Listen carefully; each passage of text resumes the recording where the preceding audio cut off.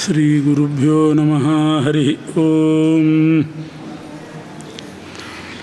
ವಂದೇ ವಂದ್ಯಂ ವಿಧಿಭವಮಹೇಂದ್ರಾದಿವೃಂದಾರಕೇಂದ್ರೈಃ ವ್ಯಕ್ತಂ ವ್ಯಾಪ್ತಂ ಸ್ವಗುಣಗಣತೋ ದೇಶತಃ ಕಾಲತಶ್ಚ ಧೂತಾವದ್ಯಂ ಸುಖಚಿತಿಮಯೈರ್ಮಂಗಲೈರ್ಯುಕ್ತಮಂಗೈಃ ಸಾನಾಥ್ಯನ್ನೋ ವಿದಧದಧಿಕಂ ಬ್ರಹ್ಮನಾರಾಯಣಾಖ್ಯಂ ಭೂಷಾರತ್ನಂ ಭುವನವಲಯಸ್ಯಾಖಿಲಾಶ್ಚರ್ಯರತ್ನಂ ಲೀಲಾರತ್ನಂ ಜಲಧಿದುಹಿತುರ್ದೇವತಾ ಮೌಲಿರತ್ನಂ ಚಿಂತಾರತ್ನಂ ಜಗತಿ ಭಜತಾಂ ಸತ್ಸರೋಜದ್ಯುರತ್ನಂ ಕೌಸಲ್ಯಾಯಾಲಸತು ಮಮ ಹೃನ್ಮಂಡಲೇ ಪುತ್ರರತ್ನಂ ಆಪಾದಮೌಲಿಪರ್ಯಂతం ಗುರುಣಾಮಾಕೃತಿಂ ಸ್ಮರೇತ್ ತೇನ ವಿಘ್ನಾಃ ಪ್ರಣಶ್ಯಂತಿ ಸಿದ್ಧ್ಯಂತಿ ಚ ಮನೋರಥಾಃ. ನಾರಾಯಣಂ ಸುರಗುರುಂ ಜಗದೇಕನಾಥಂ ಭಕ್ತಪ್ರಿಯಂ ಸಕಲಲೋಕನಮಸ್ಕೃತಂ ಚ ತ್ರೈಗುಣ್ಯವರ್ಜಿತಮಜಂ ವಿಭುಮಾದ್ಯಮೀಶಂ ವಂದೇ ಭವಘ್ನಮರಾಸುರಸಿದ್ಧವಂದ್ಯಂ. ನಾರಾಯಣಾಯ ಪರಿಪೂರ್ಣಗುಣಾರ್ಣವಾಯ ವಿಶ್ವೋದಯಸ್ಥಿತಿಲಯೋನ್ನಿಯತಿಪ್ರದಾಯ ಜ್ಞಾನಪ್ರದಾಯ ವಿಬುಧಾಸುರಸೌಖ್ಯದುಃಖಸತ್ಕಾರಣಾಯ ವಿತತಾಯ ನಮೋ ನಮಸ್ತೆ. ನಾರಾಯಣಂ ನಮಸ್ಕೃತ್ಯ ನರಂ ಚೈವ ನರೋತ್ತಮಂ ದೇವೀಂ ಸರಸ್ವತೀಂ ವ್ಯಾಸಂ ತತೋ ಜಯಮುದೀರಯೇತ್. ದ್ವೈಪಾಯನೋಷ್ಠಪುಟನಿಸ್ಸೃತಮಪ್ರಮೇಯಂ ಪುಣ್ಯಂ ಪವಿತ್ರಮಥ ಪಾಪಹರಂ ಶಿವಂಚ ಯೋ ಭಾರತಂ ಸಮಧಿಗಚ್ಚತಿ ವಾಚ್ಯಮಾನಂ ಕಿಂ ತಸ್ಯ ಪುಷ್ಕರಜಲೈರಭಿಷೇಚನೇನ ಜಯತಿ ಪರಾಶರಸೂನುಃ ಸತ್ಯವತಿ ಹೃದಯನಂದನೋ ವ್ಯಾಸಃ ಯಸ್ಯಾಸ್ಯ ಕಮಲಗಲಿತಂ ವಾङ्ಮಯಮೃತಂ ಜಗತ್ಪಿಬತಿ.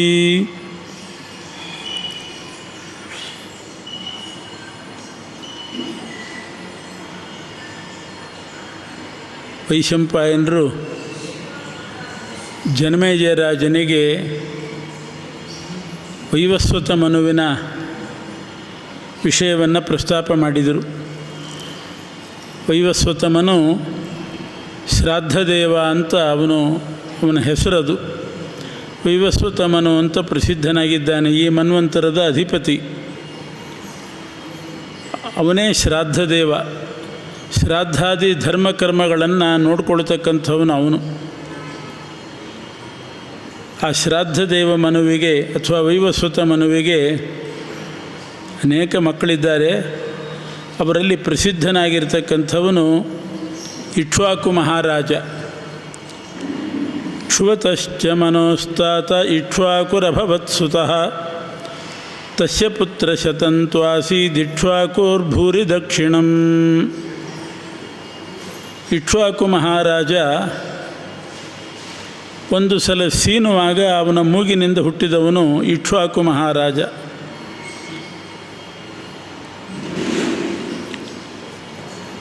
ಇಕ್ಷ್ವಾಕು ಮಹಾರಾಜನಿಗೆ 100 ಜನ ಮಕ್ಕಳು. ಅವರೆಲ್ಲ ಬೇಕಾದಷ್ಟು ದಕ್ಷಿಣೆ ಕೊಟ್ಟು ಅನೇಕ ಯಜ್ಞ ಮಾಡಿದಂಥವರು. ಅಂಥ 100 ಜನ ಮಕ್ಕಳು ಇಕ್ಷ್ವಾಕು ಮಹಾರಾಜನಿಗೆ. 100 ಜನ ಮಕ್ಕಳಲ್ಲಿ ಹಿರಿಯನಾದವನು ವಿಕುಕ್ಷಿ.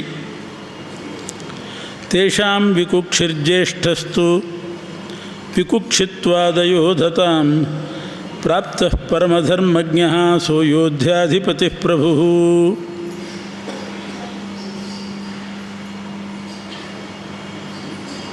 ಅವನು ಅಯೋಧ್ಯಾಧಿಪತಿಯಾಗಿ ಅಯೋಧ್ಯೆಯಲ್ಲಿ ಅವನು ಆಳ್ತಾ ಇದ್ದ. ವಿಕುಕ್ಷಿ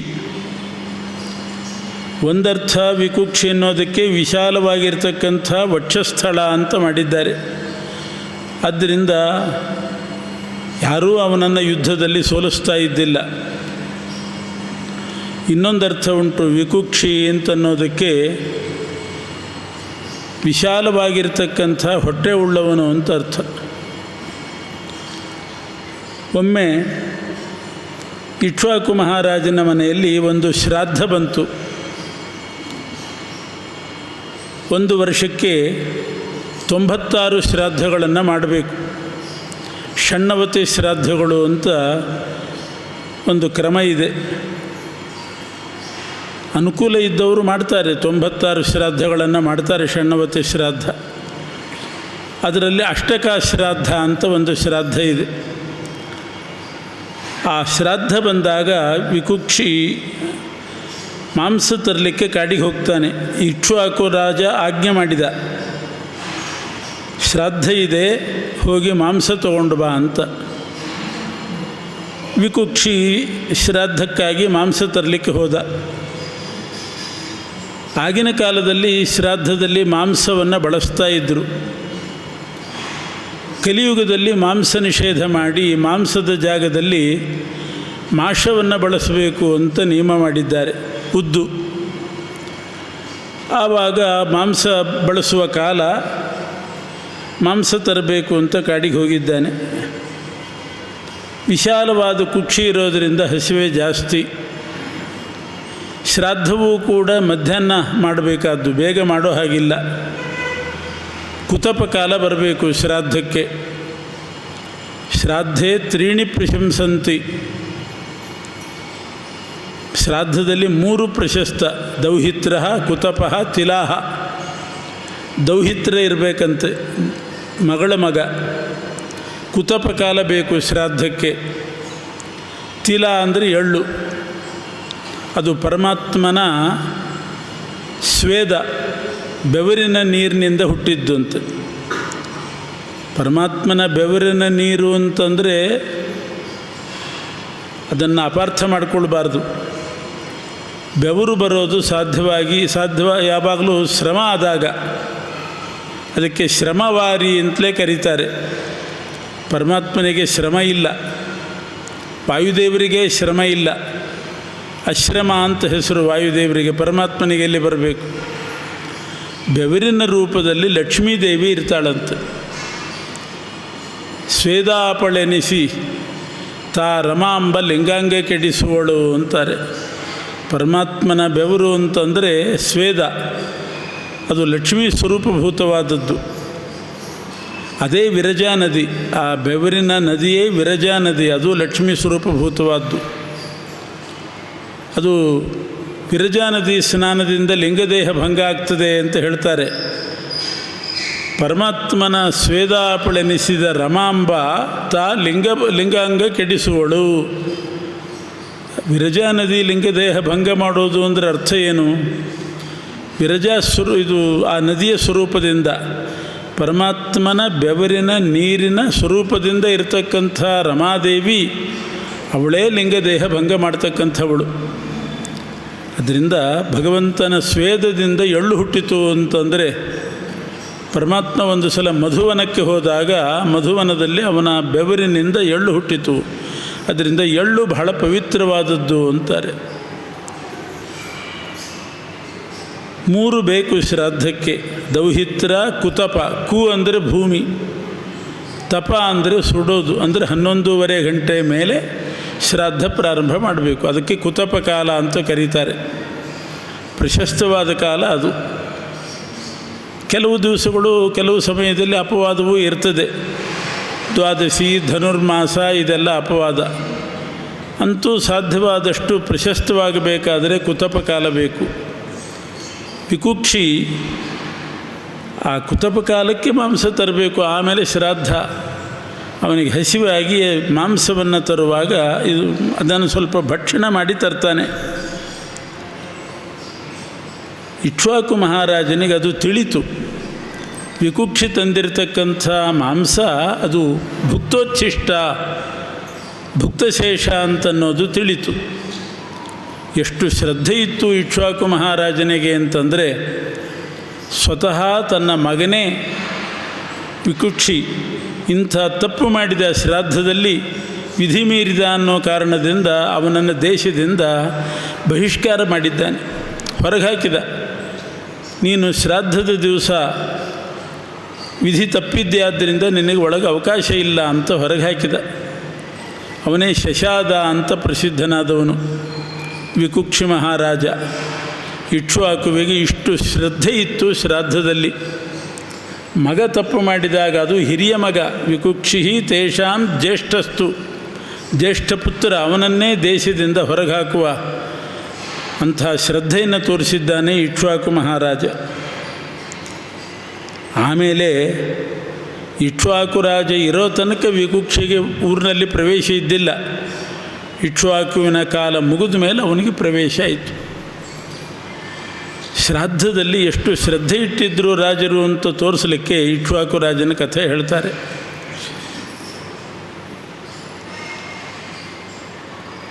ಮುಂದೆ ಈ ವಿಕುಕ್ಷಿಯ ಪರಂಪರೆಯಲ್ಲಿ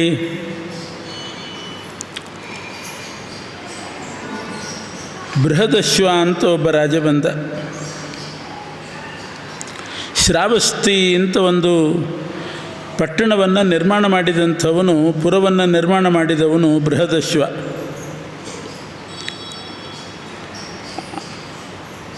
ಕುವಲಾಶ್ವಸ್ತಸ್ಯ ಸುತಃ, ಬೃಹದಶ್ವನ ಮಗನೇ ಕುವಲಾಶ್ವ. ಕುವಲಾಶ್ವನ ಚರಿತ್ರೆ ರೋಚಕ. ಅವನು ಪರಮ ಧಾರ್ಮಿಕನಾಗಿದ್ದ. ಕುವಲಾಶ್ವ ಅನ್ನೋ ರಾಜ, ಅವನಿಗೆ 100 ಜನ ಮಕ್ಕಳಿದ್ದರು. ಕುವಲಾಶ್ವಸ್ಯ ಪುತ್ರಾಣಾಂ ಶತಮುತ್ತಮಧನ್ವಿನಾಂ ಸರ್ವೇ ವಿದ್ಯಾಸು ನಿಷ್ಣಾತಾಃ ಬಲವಂತೋ ದುರಾಸದಾಃ. ಕುವಲಾಶ್ವನ 100 ಜನ ಮಕ್ಕಳು, ಅವರಲ್ಲಿ ಹಿರಿಯನಾದವನು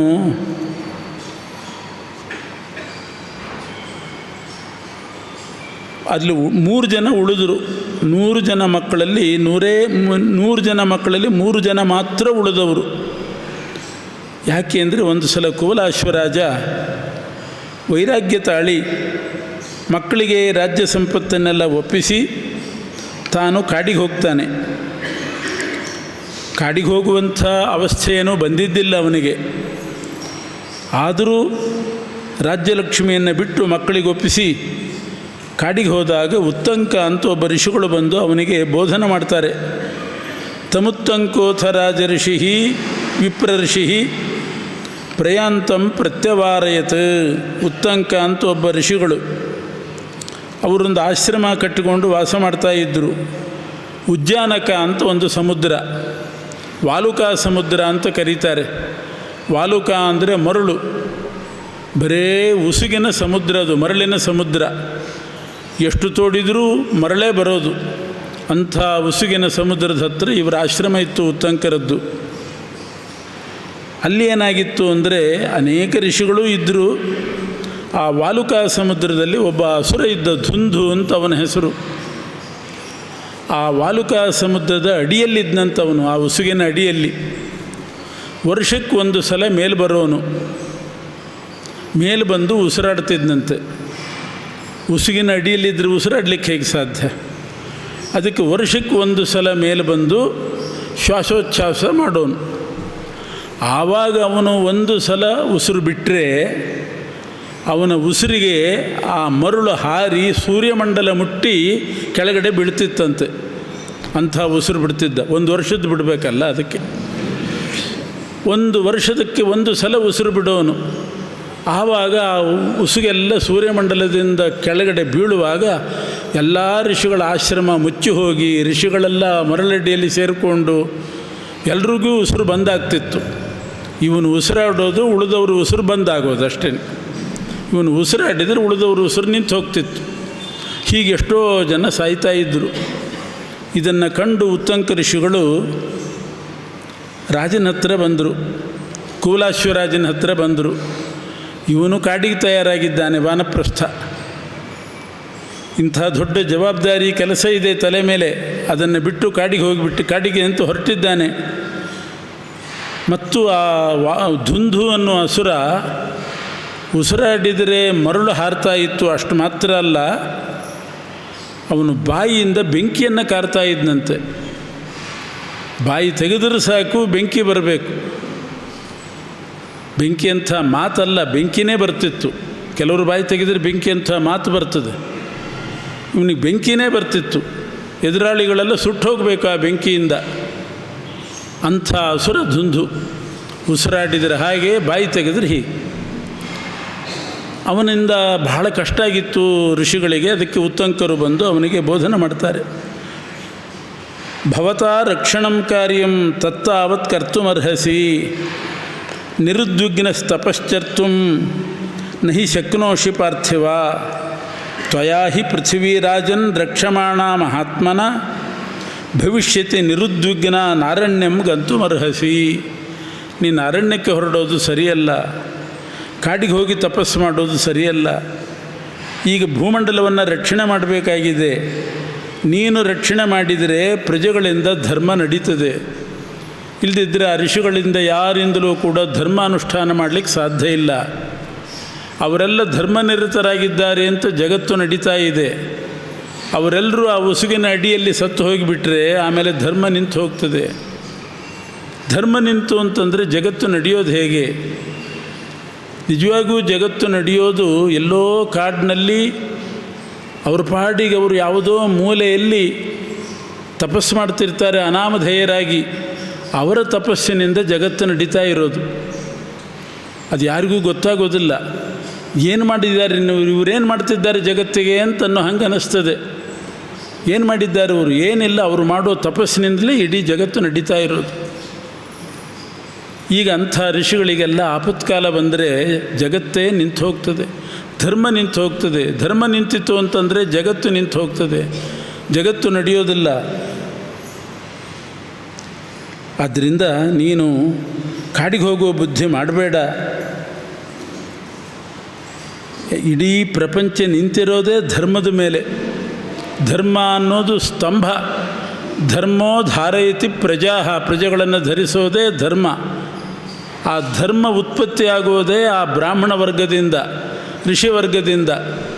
ಅವರು ಮಾಡುವ ಕೆಲಸವೇ ಅಪಾರವಾದಂಥದ್ದು. ಅದು ಯಾರಿಗೂ ಗಮನಕ್ಕೆ ಬರೋದಿಲ್ಲ. ಇವರಿಂದ ಏನೂ ಉಪಯೋಗ ಇಲ್ಲ, ಮೂರ್ಖಾಸಿನ ಉಪಯೋಗ ಇಲ್ಲ ಜಗತ್ತಿಗೆ ಅಂತ ಭಾವಿಸ್ತಾರೆ. ಅವರಿಂದಲೇ ಉಪಯೋಗ ಇರೋದು. ಎಲ್ಲೋ ಮೂಲೆಯಲ್ಲಿ ಕೂತ್ಕೊಂಡು ಜಪ ಪಾಠ ಪ್ರವಚನ ಮಾಡಿದರೆ ಅದರಿಂದಲೇ ಧರ್ಮ ಸಿದ್ಧಿ. ಒಬ್ಬ ಕವಿ ರಾಜ ಹೇಳ್ತಾನೆ, ಉಚ್ಚೈರ್ಗತಿರ್ ಜಗತಿ ಸಿದ್ಧತಿ ಧರ್ಮತಶ್ಚೇತ್. ಇವತ್ತು ಒಬ್ಬ ಮನುಷ್ಯ ಏಳಿಗೆಗೆ ಬಂದಿದ್ದಾನೆ, ಬಹಳ ಉನ್ನತ ಸ್ಥಾನಕ್ಕೆ ಬಂದಿದ್ದಾನೆ ಅಂತಂದರೆ ಅದರ ಹಿಂದೆ ಧರ್ಮ ಇದೆ. ಈ ಜನ್ಮದಲ್ಲದಿದ್ದರೂ ಯಾವುದೋ ಜನ್ಮದಲ್ಲಿ ಧರ್ಮ ಮಾಡಿರ್ತಾನೆ. ಆ ಧರ್ಮದ ಬಲದಿಂದಲೇ ಮೇಲೆ ಬರೋದು. ಆ ಧರ್ಮ ಹೇಗೆ ಸಿದ್ಧಿ ಆಯಿತು? ತಸ್ಯ ಪ್ರಮಾಚ ವಚನೆ ಕೃತಕೇತರೈಶ್ಚೇತ್. ಅಪೌರುಷೇಯವಾದ ವೇದಗಳಿಂದಲೇ ಧರ್ಮಜ್ಞಾನ ಬರೋದು. ಆ ಧರ್ಮಾನುಷ್ಠಾನದಿಂದ ಉಚ್ಚೈರ್ಗತಿ, ಉನ್ನತ ಸ್ಥಾನ ದೊರೆಯೋದು. ಅಂಥ ವೇದ ಹೇಗೆ ಬಂತು? ಪರಂಪರೆಯಿಂದ ಋಷಿಗಳು ಅದನ್ನು ಕಲಿತುಕೊಂಡು ಬಂದರು, ಪಾರಾಯಣ ಮಾಡಿಕೊಂಡು ಬಂದರು. ಆವಾಗ ಕಂಪ್ಯೂಟರ್ ಇದ್ದಿಲ್ಲ, ಬರವಣಿಗೆ ಸಾಧನಗಳಿದ್ದಿಲ್ಲ, ಪ್ರಿಂಟಿಂಗ್ ಮಿಷನ್ ಇದ್ದಿಲ್ಲ. ಗುರುಗಳು ಹೇಳಬೇಕು, ಶಿಷ್ಯ ಕೇಳಬೇಕು, ಬಾಯಿಪಾಠ ಬರೋ ತನಕ ಕೇಳಬೇಕು. ಈ ರೀತಿ ಕೇಳಿ ಕೇಳಿ ಕೇಳಿ ಕಲಿತು ಆ ಪರಂಪರೆಯನ್ನು ಉಳಿಸ್ಕೊಂಡು ಬಂದಿದ್ದಾರೆ. ಅದರಿಂದ ಆ ವೇದದಿಂದ ಧರ್ಮಜ್ಞಾನ ಉಂಟಾಗಿ ಧರ್ಮದಿಂದ ಉನ್ನತ ಸ್ಥಾನ ದೊರೀತಾ ಇದೆ. ತಾನಂತರೇಣ ನಿಪತೇತ್ ಕೊನುಮತ್ ಪ್ರಣಾಮ. ಅಂಥ ಋಷಿವರ್ಗ ಬ್ರಾಹ್ಮಣ ವರ್ಗ ಬಿಟ್ಟರೆ ಇನ್ಯಾರಿಗೆ ನಮಸ್ಕಾರ ಮಾಡಬೇಕು ನಾನು ಅಂತ ನಾವು ಆ ರಾಜ.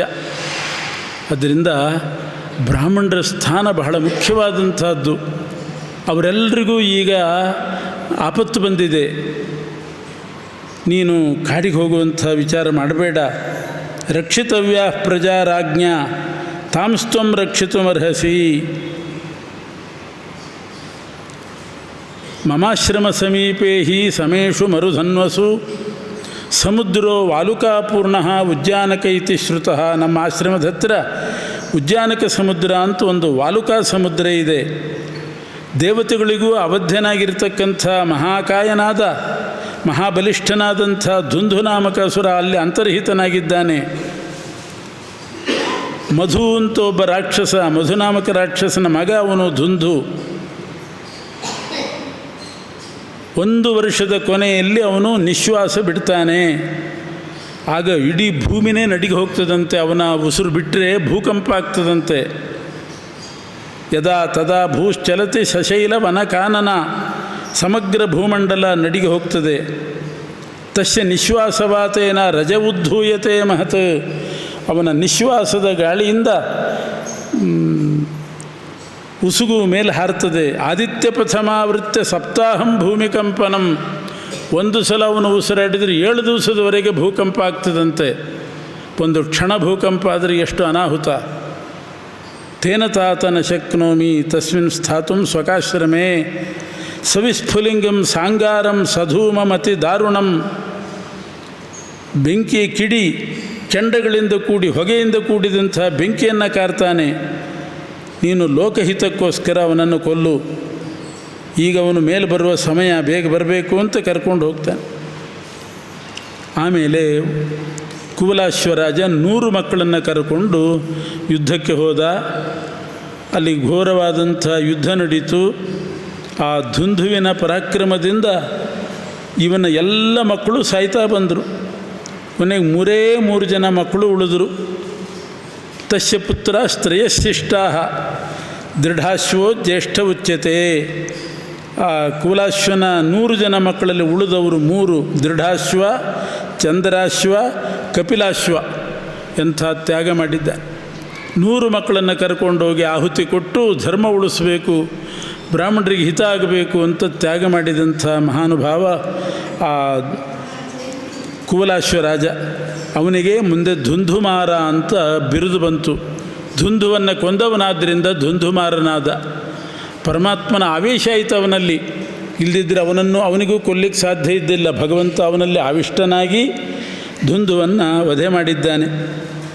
ಇಂಥ ರಾಜ ಧುಂಧುಮಾರ ಅಥವಾ ಕುವಲಾಶ್ವ. ಇದೇ ವಂಶದಲ್ಲಿ ಮುಂದೆ ತ್ರಯ್ಯಾರುಣ ಅಂತ ಒಬ್ಬ ರಾಜ ಹುಟ್ಟಿದ. ತ್ರಯ್ಯಾರುಣನ ಮಗನೇ ಸತ್ಯವ್ರತ. ಆ ಸತ್ಯವ್ರತನಿಗೆ ಇನ್ನೊಂದು ಹೆಸರು ತ್ರಿಶಂಕು ಅಂತ. ಅದು ಬಹಳ ಪ್ರಸಿದ್ಧವಾದ ಹೆಸರು. ತ್ರಿಶಂಕು ಸ್ವರ್ಗ ಅಂತ ಹೇಳ್ತಾ ಇರ್ತಾರೆ. ಸತ್ಯವ್ರತನಿಗೆ ತ್ರಿಶಂಕು ಅಂತ ಬಿರುದು ಬರಲಿಕ್ಕೆ ಕಾರಣ ಏನು ಅಂದರೆ, ಅಯೋಧ್ಯೆಯಲ್ಲಿ ಯಾರೋ ಒಬ್ಬ ಬ್ರಾಹ್ಮಣ ತನ್ನ ಮಗಳನ್ನು ಮದುವೆ ಮಾಡ್ತಾ ಇದ್ದ. ವಿವಾಹ ಮಂಟಪದಲ್ಲಿದ್ದಾನೆ, ಮದುವೆಗೆಲ್ಲ ಸಿದ್ಧವಾಗಿದೆ. ಆ ಸಂದರ್ಭದಲ್ಲಿ ಸತ್ಯವ್ರತ ತ್ರಯ್ಯಾರುಣನ ಮಗ ಹೋಗಿ ಬಲಾತ್ಕಾರ ಮಾಡಿ ಆ ಕನ್ಯೆಯನ್ನು ಅಪಹಾರ ಮಾಡಿಕೊಂಡು ಬರ್ತಾನೆ. ಮದುವೆಗೆ ಅಂತ ಸಿದ್ಧ ಆಗಿದೆ, ಕಲ್ಯಾಣ ಮಂಟಪದಲ್ಲಿದ್ದಾಳೆ. ಆ ಕನ್ಯೆಯನ್ನು ಅಪಹಾರ ಮಾಡಿದ. ಬಾಲ್ಯಾತ್ ಕಾಮಾಚ್ಚ ಮೋಹಾಚ್ಚ ಸಂಹರ್ಷಾತ್ ಚಾಪಲೇನ ಚ ಜಹಾರ ಕನ್ಯಾಂ ಕಾಮಾತ್ಸಹ ಕಸ್ಯಚಿತ್ ಪುರವಾಸಿನಃ. ಯಾರೋ ಒಬ್ಬ ಪುರವಾಸಿಯಾದ ಬ್ರಾಹ್ಮಣನ ಕನ್ಯೆಯನ್ನು ಅಪಹಾರ ಮಾಡಿಕೊಂಡು ಹೋದ. ಇದೇ ಒಂದು ಕನ್ಯಾಪಹಾರ ಅನ್ನುವ ಒಂದು ಅಧರ್ಮ ಶಂಕು ಅವನಿಗೆ ಬಡೀತು. ಇದು ಒಂದು ಶಂಕು. ಇದು ಆಮೇಲೆ ತಂದೆ ಬಹಳ ಅವನನ್ನು ಬೈದು ತ್ರಯ್ಯಾರುಣ ಪರಿತ್ಯಾಗ ಮಾಡಿ, ಎಲ್ಲಿಯಾದರೂ ಹೋಗು, ನೀನು ನನಗೆ ಮುಖ ತೋರಿಸ್ಬೇಡ ಅಂತಾನೆ. ಎಲ್ಲಿ ಹೋಗಲಿ ಅಂತ ಕೇಳಿದ ಆ ತ್ರಿಶಂಕು. ಸತ್ಯವ್ರತ ಎಲ್ಲಿ ಹೋಗಲಿ ಅಂತ ಕೇಳಿದ್ದಕ್ಕೆ, ಶ್ವಪಾಕೈ ಸಹ ವರ್ತಯ, ಚಂಡಾಲರ ಮಧ್ಯದಲ್ಲಿ ಹೋಗಿ ಚಂಡಾಲರ ಜೊತೆಗಿರಲಿಕ್ಕೆ ಲಾಯಕ ನೀನು, ಅಲ್ಲಿ ಹೋಗಿ ವಾಸ ಮಾಡು ಅಂದುಬಿಟ್ಟ. ಪಿತಾತ್ವೇನ ಮಥೋವಾಚ ಶ್ವಪಾಕೈ ಸಹ ವರ್ತಯ ನಾಹಂ ಪುತ್ರೇಣ ಪುತ್ರಾರ್ಥಿ ತ್ವಯಾದ್ಯ ಕುಲಪಾಂಸನ. ನೀನು ಕುಲಪಾವನ ಅಲ್ಲ, ಕುಲಪಾಂಸನ ನೀನು. ನಿನ್ನಿಂದ ನಾನು ಮಕ್ಕಳವಂತಿಗ ಅಂತ ಆಗಬೇಕಾಗಿಲ್ಲ, ಪುತ್ರಿ ಅಂತ ಆಗಬೇಕಾಗಿಲ್ಲ. ನೀನು ಇಲ್ಲದಿದ್ದರೂ ಪರವಾಗಿಲ್ಲ, ಹೋಗಿ ಚಂಡಾಲರ ಮಧ್ಯದಲ್ಲಿ ಸೇರ್ಕೋ ಅಂತ ಕಳಿಸಿದ.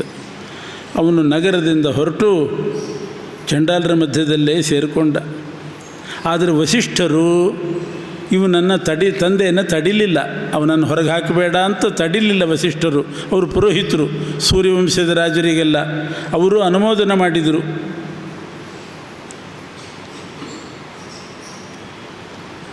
ಆದರೆ ಇವನಿಗೆ ಸಿಟ್ಟೇನು ಅಂತಂದರೆ, ತ್ರಿಶಂಕುಗೆ ಪಾಣಿಗ್ರಹಣ ಮಂತ್ರಾಣಂ, ಇನ್ನೂ ಪಾಣಿಗ್ರಹಣ ಮಂತ್ರ ಪೂರ್ತಿ ಮುಗಿದಿಲ್ಲ, ಅಷ್ಟರೊಳಗೆ ನಾನು ಅಪಹಾರ ಮಾಡಿದ್ದೀನಿ, ಇದು ತಪ್ಪಲ್ಲ ಅಂತ ವಾದ ಬೇರೆ. ಮಾಡೋ ಕೆಲಸ ಮಾಡಿ ಪೂರ್ತಿ ಪಾಣಿಗ್ರಹಣ ಮಂತ್ರೋಚ್ಚಾರಣೆ ಆಗಿಲ್ಲ, ಆದ್ದರಿಂದ ನಾನು ಅಪಹಾರ ಮಾಡಿದರೆ ಅದು ದೋಷ ಆಗೋದಿಲ್ಲ ಅಂತ ಮಾಡಿದ. ವಸಿಷ್ಠರು ಮಾತಾಡಲಿಲ್ಲ, ಅವರು ಸುಮ್ಮನೆ ಇದ್ದರು. ಆದ್ದರಿಂದ ಅವ್ರ ಮೇಲೂ ಸಿಟ್ಟು ಬಂತು. ಕಾಡಿಗೆ ಬಂದ. ಆ ಸಂದರ್ಭದಲ್ಲಿ ಈ ತ್ರಿಶಂಕು ಮಾಡಿದ ಅಪರಾಧದಿಂದ 12 ವರ್ಷ ಬರಗಾಲ ಬಂತು. ಯಾಕೆ ಬರಗಾಲ ಬರ್ತದೆ ಅಂತನ್ನೋದನ್ನು ಹೇಳ್ತಾರೆ ವ್ಯಾಸರು. ಯಾರೋ ಮಾಡಿದ ತಪ್ಪಿಗೆ ಇಂಥದ್ದೆಲ್ಲ ಆಗ್ತದೆ. ದಶಾನನೋ ಹರತ್ ಸೀತಾಂ ಬಂಧನಂತೂ ಮಹೋದಧೇಹೆ ಅಂತ ಸೀತೆಯನ್ನು ಅಪಹಾರ ಮಾಡಿದವನು ರಾವಣ ಬಂಧನ ಆದದ್ದು ಸಮುದ್ರಕ್ಕೆ, ಸೇತು ಬಂಧನ ಆದದ್ದು ಸಮುದ್ರಕ್ಕೆ ಅಂತನ್ನೋ ಹಾಗೆ ಇಡೀ ಲೋಕಕ್ಕೆ ಬರಗಾಲ ಬಂದು ಹೋಯಿತು. ತತಸ್ತಸ್ಮಿಸ್ತು ವಿಷಯೇ ನಾವರ್ಷತ್ ಪಾಕಶಾಸನ ಸಮಾದ್ವಾದಶ ರಾಜೇಂದ್ರ ತೇನಾಧರ್ಮೇಣ ವೈತದ. ಇವನು ಮಾಡಿದ ಅಧರ್ಮದಿಂದಲೇ 12 ವರ್ಷ ಮಳೆ ಬರಲಿಲ್ಲಂತೆ. ಆವಾಗ ಇನ್ನೊಂದು ದುರಂತ. ವಿಶ್ವಾಮಿತ್ರರು ಅದು ತಪಸ್ಸಿಗೆ ಹೋದ ಕಾಲ. ವಸಿಷ್ಠರಂತೆ ತಾನೂ ಕೂಡ ಬ್ರಹ್ಮರ್ಷಿ ಆಗಬೇಕು ಅಂತ ಛಲ ತೊಟ್ಟು ವಿಶ್ವಾಮಿತ್ರರು ತಪಸ್ಸಿಗೆ ಹೋಗಿದ್ದರು. ಅದೊಂದು ಜಗಳ. ವಿಶ್ವಾಮಿತ್ರರಿಗೂ ವಸಿಷ್ಠರಿಗೂ ಒಂದು ಸ್ಪರ್ಧೆ ಬಿತ್ತು. ವಸಿಷ್ಠರಿಗೆ ಬ್ರಹ್ಮ ತೇಜಸ್ಸಿತ್ತು. ವಿಶ್ವಾಮಿತ್ರ ಅವನು ಕ್ಷತ್ರಿಯ, ಅವನದ್ದು ಕ್ಷಾತ್ರ ತೇಜಸ್ಸು. ವಸಿಷ್ಠರದ್ದು ಬ್ರಾಹ್ಮ ತೇಜಸ್ಸು. ಬ್ರಾಹ್ಮ ತೇಜಸ್ಸಿನ ಮುಂದೆ ಕ್ಷತ್ರಿಯ ತೇಜಸ್ಸು ನಡೆಯೋದಿಲ್ಲ. ಇವರದ್ದು ಓಂಕಾರ, ಅವನದ್ದು ಹುಂಕಾರ ಅಷ್ಟೇ. ಓಂಕಾರದ ಮುಂದೆ ಹುಂಕಾರ ನಡೆಯೋದಿಲ್ಲ, ಓಂಕಾರಕ್ಕೆ ಬಲ ಜಾಸ್ತಿ. ಹೀಗಾಗಿ ಆ ಗೋ ಅಪಹರಣ ಮಾಡಿ ವಸಿಷ್ಠರಿಂದ ಅವಮಾನಿತನಾಗಿದ್ದ ವಿಶ್ವರಥ, ಅವನ ಹೆಸರು ವಿಶ್ವರಥ, ಕ್ಷತ್ರಿಯ. ಅವನು ವಸಿಷ್ಠರಿಂದ ಸೋತು ಕೊನೆಗೆ ತಾನೂ ಬ್ರಹ್ಮರ್ಷಿ ಆಗಬೇಕು ಅಂತ ಹೊರಟವನು. 4 ಸಮುದ್ರ ತೀರದಲ್ಲಿ ತಪಸ್ಸು ಮಾಡಿದ್ದಾನೆ. ಒಂದೊಂದು ಸಮುದ್ರ ತೀರಕ್ಕೆ ಹೋಗಿ ತಪಸ್ಸು ಮಾಡ್ತಿದ್ದ 1000 ವರ್ಷ. ಏನೋ ವಿಘ್ನ ಬಂತು, ಯಾರೋ ಅಪ್ಸರಸ್ತಿ ಬಂದಲು, ಕೆಡಿಸಿಬಿಟ್ಲು. ಇನ್ನೊಂದು ಸಮುದ್ರ ತೀರಕ್ಕೆ ಹೋದ, ಅಲ್ಲೂ ಏನೋ ದುರಂತ. ಹೀಗೆ ಮಾಡಿ 4 ಸಮುದ್ರ ತೀರದಲ್ಲಿ ತಪಸ್ಸು ಮಾಡಿ ಕೊನೆಗೆ ಋಷಿ ಅಂತ ಅನ್ನಿಸ್ಕೊಂಡು, ಬ್ರಹ್ಮರ್ಷಿ ಅಂತಲೂ ಕೂಡ ಅನ್ನಿಸ್ಕೊಂಡ. ಇಂಥ ವಿಶ್ವರಥನೇ ವಿಶ್ವಾಮಿತ್ರರು. ಅವರು ಇದೇ ಸಂದರ್ಭದಲ್ಲಿ ಕಾಡಿಗೆ, ಇದು ಸಮುದ್ರ ತೀರಕ್ಕೆ ತಪಸ್ಸಿಗೆ ಹೋಗಿದ್ದಾರೆ. ತಪಸ್ಸಿಗೆ ಹೋದಾಗ ಇಲ್ಲಿ ಬರಗಾಲ ಬಂತು 12 ವರ್ಷ. ವಿಶ್ವಾಮಿತ್ರರು ತಪಸ್ಸಿಗೆ ಹೋಗುವಾಗ ಹೆಂಡತಿ ಮಕ್ಕಳನ್ನು ಬಿಟ್ಟು ಹೋಗಿದ್ದರು. ಇಲ್ಲಿ ಬರಗಾಲ ಬಂದಿದೆ, ಏನು ಮಾಡಬೇಕು ಹೆಂಡತಿ? ಎಷ್ಟೋ ಒಂದಿಷ್ಟು ಇಟ್ಟು ಹಣ ಖರ್ಚಾಗಿ ಹೋಗಿದೆ. ಬರಗಾಲ ಬಂತು ಅಂದರೆ ಬೆಲೆ ಎಲ್ಲ ಗಗನಕ್ಕೆ ಇರುತ್ತೆ, ಎಲ್ಲ ಡಬಲ್ ಆಗ್ತದೆ. ಅಷ್ಟು ಬೆಲೆ ಕೊಟ್ಟು ಜೀವನ ಮಾಡಿ ಕೈ ಖಾಲಿಯಾಗಿ ಹೋಯಿತು. ಮಕ್ಕಳನ್ನು ಸಾಕಲಿಕ್ಕೆ ಕೈಯಲ್ಲಿ ಹಣ ಇಲ್ಲ. ಇಂಥ ದುರವಸ್ಥೆ ವಿಶ್ವಾಮಿತ್ರರ ಹೆಂಡತಿಗೆ ಬಂತು. ಏನು ಒಂದು ಮಾಡಿದ ಈ ತ್ರಿಶಂಕು ಮಾಡಿದ ಅಪರಾಧದಿಂದ ಏನೇನು ದುರಂತ. ಬರಗಾಲ ಬಂದು ಆ ಬರಗಾಲದ ಪರಿಣಾಮ ವಿಶ್ವಾಮಿತ್ರರ ಹೆಂಡತಿ ಮೇಲಾಗಿ ಅವ್ರು ಹೇಗೆ ಬದುಕಬೇಕು ಅನ್ನೋ ಸಮಸ್ಯೆ ಆಯಿತು. ಆಗ ವಿಶ್ವಾಮಿತ್ರರ ಹೆಂಡತಿ ಬೇರೆ ಏನೂ ಉಪಾಯ ಇಲ್ಲದೇನೆ ಕೊನೆಗೆ ಹುಟ್ಟಿದ, ಆ ವಿಶ್ವಾಮಿತ್ರರು ತಪಸ್ಸಿಗೆ ಹೋಗೋಕ್ಕೆ ಮುಂಚೆ ಹುಟ್ಟಿದಂಥ ಒಂದು ಕೂಸನ್ನು ಬಟ್ಟೆ ಜೋಳಿಗೆಗೆ ಹಾಕಿ ಅದನ್ನು ಜೋಳಿಗೆ ಮಾಡಿ ಅದನ್ನು ಕುತ್ತಿಗೆಗೆ ತಗಲು ಹಾಕ್ಕೊಂಡು ಆ ಜೋಳಿಗೆಯಲ್ಲಿ ಕೂಸು ಹಾಕ್ಕೊಂಡು ಬೀದಿಗೆ ಬಂದಳು. ಕೂಸು ಬೇಕೇ ಕೂಸು ಅಂತ ಮಾರಾಟ ಮಾಡಲಿಕ್ಕೆ ಬಂದು, ಮೊಸರು ಬೇಕೇ ಮೊಸರು, ಹಾಲು ಬೇಕೇ ಹಾಲು ಅಂತ ಮಾರಾಟ ಮಾಡೋ ಹಾಗೆ ಆ ಕೂಸನ್ನು ಜೋಳಿಗೆಗೆ ಹಾಕ್ಕೊಂಡು ಮಾರಾಟ ಮಾಡಲಿಕ್ಕೆ ಬಂದಿದ್ದಾಳೆ. ಅದಕ್ಕೆ ಆ ಕೂಸಿಗೆ ಗಾಲವ ಅಂತ ಹೆಸರು. ಗಾಲವ ಋಷಿಗಳು ಅಂತ ಪ್ರಸಿದ್ಧ. ಗಲೆ ಬದ್ಧತ್ವಾತ್ ಗಾಲವಹ. ಗಲ ಅಂದರೆ ಕುತ್ತಿಗೆ. ಆ ಕುತ್ತಿಗೆಯಲ್ಲಿ ಜೋತು ಬಿದ್ದು ಮಾರಾಟಕ್ಕೆ ತಯಾರಾಗಿತ್ತು. ಅಂಥ ಕೂಸದು ಗಾಲವ ಅಂತ ದೊಡ್ಡ ಋಷಿಗಳಾದರು. ಆದರೆ ಮಾರಾಟ ಆಗಲಿಲ್ಲ.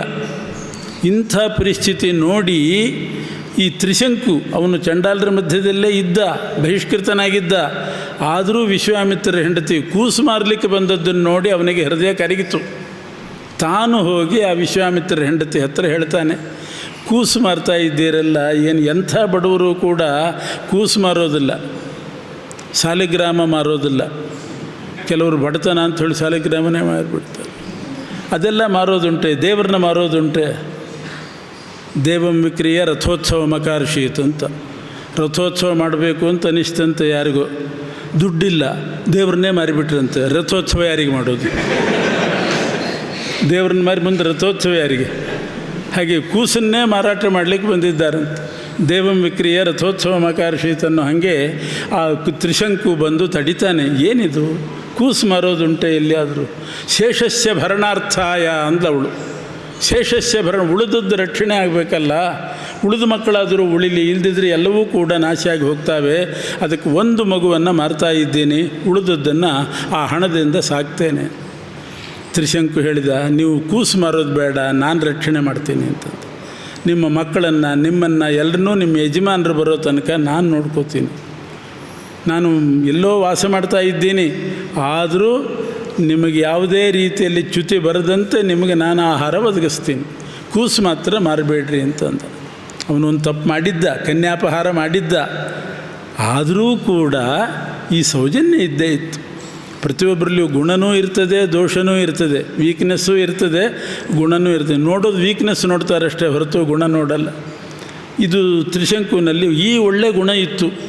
ಆಮೇಲೆ ಅವರು ತ್ರಿಶಂಕು ರಕ್ಷಣೆ ಮಾಡಿದ. ಆಕೆ ಕೂಸನ್ನು ಮಾರಲಿಲ್ಲ. ಗಾಲವರಾಗಿ ಉಳಿದ್ರು, ದೊಡ್ಡ ಋಷಿಗಳಾದರು. ಆಮೇಲೆ 12 ವರ್ಷಕ್ಕೆ ಬರಗಾಲ ಮುಗೀತು.